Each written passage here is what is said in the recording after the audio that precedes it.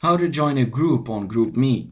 Welcome back to the channel. In today's tutorial, I'll show you how to join a group on GroupMe. Whether it's for friends, family, or team collaboration, joining a group is super easy. Let's get started.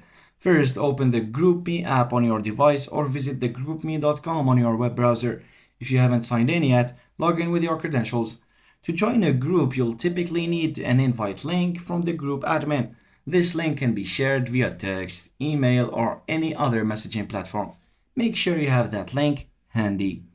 Once you have the link, simply click on it and this will automatically redirect you to the GroupMe app or website, prompting you to join the group.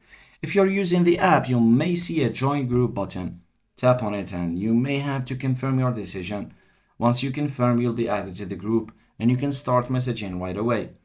Now that you've joined the group, take a moment to explore the chat. You can send messages, share images, and get to know the other members. Don't forget to customize your notification settings if you want to manage alerts.